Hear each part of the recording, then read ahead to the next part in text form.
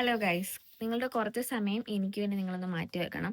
പറഞ്ഞു വരുമ്പോൾ അതെൻ്റെ ഒരു മണ്ടത്തരമാണ്. പക്ഷെ എന്നെപ്പോലുള്ള മണ്ടികൾക്ക് അത് ഉപകാരപ്പെടും. കാര്യം പെട്ടെന്ന് അത് മനസ്സിലാകണം എന്നില്ലെങ്കിലോ, എനിക്ക് മനസ്സിലായില്ല.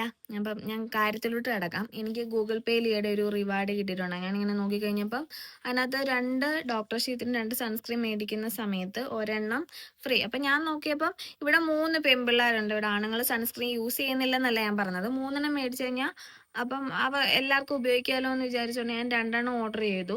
പേയ്മെന്റും ചെയ്തു. 700 സംതിങ് എങ്ങാണ്ട് ആയിട്ടുണ്ട്. ഞാൻ പേയ്മെന്റും ചെയ്തു. അപ്പം എൻ്റെ പുതിയ ഫോണിലോട്ട് എൻ്റെ വാട്സപ്പ് ഞാൻ കയറ്റിയിട്ടുണ്ടായിരുന്നില്ല. എൻ്റെ പഴയ ഫോണിനകത്ത് തന്നെയായിരുന്നു എൻ്റെ വാട്സപ്പ് ഞാൻ ഉപയോഗിച്ചുകൊണ്ടിരുന്നത്. അപ്പം എൻ്റെ ചാറ്റൊക്കെ ക്ലിയർ ആകില്ലല്ലോ എന്ന് വിചാരിച്ചിട്ടാണ് ഞാനത് അങ്ങനെ ചെയ്തത്. പക്ഷേ അപ്പം അതിനകത്ത് ഡോക്ടർ ഷീറ്റിൻ്റെ മെസ്സേജ് വന്ന് കിടപ്പുണ്ടായിരുന്നു. പക്ഷെ ഞാനത് കണ്ടില്ല. പിറ്റേ ദിവസം ഞാനും ആതിര ചേച്ചിയും കൂടെ ആതിര ചേച്ചിയുടെ വീട്ടിലോട്ട് പോയ സമയത്ത് എനിക്കൊരു കോള് വന്നു. അപ്പം കോള് വന്നു, പക്ഷെ ഞാനത് കണ്ടില്ല. ഞാൻ എന്ത് ചെയ്തു, ഞാൻ ആ കണ്ട കോളിലോട്ട് തിരിച്ച് വിളിച്ചു. അപ്പം തിരിച്ച് വിളിച്ചു കഴിഞ്ഞപ്പോഴത്തേനും അവരെന്നോട് പറഞ്ഞു ജ്യോതികയല്ലേ എന്ന് ചോദിച്ചു. ഞാൻ പറഞ്ഞു ജ്യോതികയാണ്, ഇംഗ്ലീഷിലാണ് കേട്ടോ സംസാരിക്കുന്നത്, ജ്യോതികയാണെന്ന് പറഞ്ഞു. അപ്പം എന്നോട് ചോദിച്ചു ഡോക്ടർ ഷീറ്റിൻ്റെ ഇതുപോലെ സൺസ്ക്രീൻ ഓർഡർ ചെയ്തിട്ടുണ്ടായിരുന്നു എന്ന് ചോദിച്ചു. ഞാൻ പറഞ്ഞു ഓർഡർ ചെയ്തിട്ടുണ്ടായിരുന്നു എന്ന് പറഞ്ഞു. പേയ്മെൻറ്റ് ചെയ്തതല്ലേ എന്ന് ചോദിച്ചു. ചെയ്തതാണെന്ന് പറഞ്ഞു.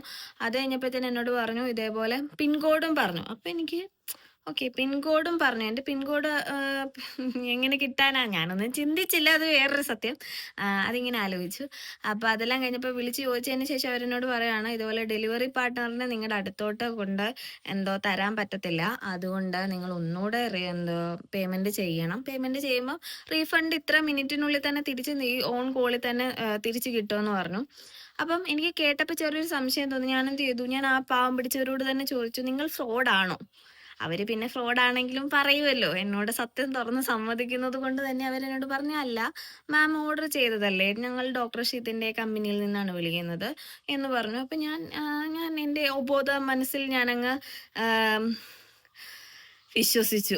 അത് കഴിഞ്ഞപ്പോഴത്തേനും അവരെന്നോട് പറഞ്ഞു എനിക്ക് 749 രൂപ ഒന്ന് പേയ്മെൻറ്റ് ചെയ്ത് തരണമെന്ന് പറഞ്ഞു. അപ്പോൾ എനിക്ക് ഈ ഫോണിൻ്റെ എൻ്റെ EMI അടയ്ക്കാൻ വേണ്ടി ഞാൻ കുറച്ച് പൈസ എടുത്ത് മാറ്റി വെച്ചിട്ടുണ്ടായിരുന്നു. അപ്പോൾ അതിനകത്തുനിന്ന് ഞാൻ തിരിച്ച് കിട്ടുമല്ലോ.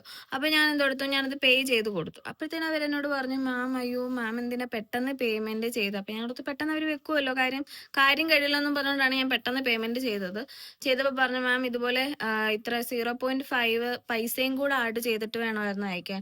മാം ഇങ്ങനെ ചെയ്തുകൊണ്ട് എനിക്കൊന്നും ചെയ്യാൻ പറ്റത്തില്ല. അപ്പോൾ ഞാൻ പറഞ്ഞു കുഴപ്പമില്ല, ഞാൻ ആ പൈസയും കൂടെ അയച്ചു തരാമെന്ന് പറഞ്ഞു. അങ്ങനെ രണ്ടാമതൊന്നുകൂടെ ആ പൈസ അയച്ചു കൊടുത്തു. അപ്പോഴത്തേനും അവർ പിന്നെ എന്നോട് പറയണം അയ്യോ മാം ഞങ്ങൾക്കൊരു കോഡ് കൂടെ വേണമായിരുന്നു, കോഡ് കൂടെ വെച്ചിട്ട്